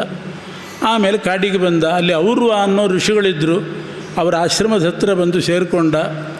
ಅನೇಕ ಹೆಂಡಂದರಿದ್ದರು ಬಾಹುರಾಜನಿಗೆ. ಅದರಲ್ಲಿ ಅವನು ಸತ್ತೋಗಿಬಿಟ್ಟ. ಅಷ್ಟು ಪತ್ನಿಯರ ಪೈಕಿ ಒಬ್ಬಳು ಗರ್ಭಿಣಿಯಾಗಿದ್ಲು. ಅವಳಿಗೆ ಮಗು ಹುಟ್ಟಿದರೆ ಅವಳಿಗೆ ಮುಂದೆ ಒಳ್ಳೆ ಏಳಿಗೆ ಆಗ್ತದೆ ಅಂತ ಹೇಳಿ ಉಳಿದ ಹೆಂಡಂದರು ಆ ಗರ್ಭಿಣಿ ಆದವಳಿಗೆ ವಿಷಪಾನ ಮಾಡಿಸಿದ್ರಂತೆ. ಅದು ಅವ್ರವರೆಗೆ ಗೊತ್ತಾಯಿತು, ವಿಷಪಾನ ಆದದ್ದು ಗೊತ್ತಾಯಿತು. ತಮ್ಮ ತಪಶ್ಶಕ್ತಿಯಿಂದ ವಿಷ ಏನೂ ಪ್ರಭಾವ ಆಗದೇ ಇದ್ದ ಹಾಗೆ ನೋಡಿದರಂತೆ. ಅವನೇ ಮುಂದೆ ಕಾಲಾಂತರದಲ್ಲಿ ಹುಟ್ಟಿದ. ವಿಷ ಸಹಿತವಾಗಿ ಹುಟ್ಟಿದ. ವಿಷ ಹಾಗೆ ಇತ್ತಂತೆ ಹೊಟ್ಟೆಯಲ್ಲಿ. ಮಗು ಹುಟ್ಟುವಾಗ ವಿಷ ಹೊರಗೆ ಬಂತು. ಅವನೇ ಸಗರ ಚಕ್ರವರ್ತಿ ಅಂತ ಪ್ರಸಿದ್ಧನಾದ. ಗರ ಅಂದರೆ ವಿಷ. ಗರೇಣ ಸಹ ವರ್ತತೆ ಇತಿ ಸಗರಃ. ಗರ್ಭದಲ್ಲಿ ವಿಷದ ಜೊತೆಗಿದ್ದವನು ಅಂತ ಅರ್ಥ. ಸಗರ ಅಂದರೆ ಗರ ಅಂದರೆ ವಿಷ, ವಿಷದ ಜೊತೆಗಿದ್ದವನು. ಇದಕ್ಕೆಲ್ಲ ನಗರ ಅಂತ ಕರಿತೀವಿ ನಾವು. ಯಾಕೆ ವಿಷ ಇಲ್ಲದೇ ಇರೋ ಜಾಗ ಅಂತ ಇದನ್ನು ನಗರ ಅಂತ ಕರೆಯೋದು. ಇದೇ ಸಗರ ಆಗಿ ಹೋಗಿಬಿಟ್ಟಿದೆ ಈಗ. ಗರೇಣ ಸಹ ವರ್ತತೆ ಐತಿ. ಗರಹ ಯತ್ರ ನಾಸ್ತಿ ಅದು ನಗರ ಆಗಬೇಕು, ಆದರೆ ಇದು ಸಗರ. ಆ ಸಗರ ಚಕ್ರವರ್ತಿ. ಆಮೇಲೆ ಅವನ ವಂಶದಲ್ಲಿ ಬಂದ ಭಗೀರಥ ಎಷ್ಟು ಪ್ರಯತ್ನ ಮಾಡಿ ಗಂಗೆಯನ್ನು ಭೂಮಿಗಿಳಿಸಿ ಪಾತಾಳಕ್ಕೆ ಕರ್ಕೊಂಡು ಹೋಗಿ ಲೋಕೋಪಕಾರ ಮಾಡಿದಂಥ ಭಗೀರಥ. ಒಳ್ಳೆ ಹೆಸರು ಮಾಡಿದವನು. ಇದೇ ವಂಶದಲ್ಲಿ ಅನರಣ್ಯ ಅಂತ ಒಬ್ಬ ರಾಜ ಬಂದ.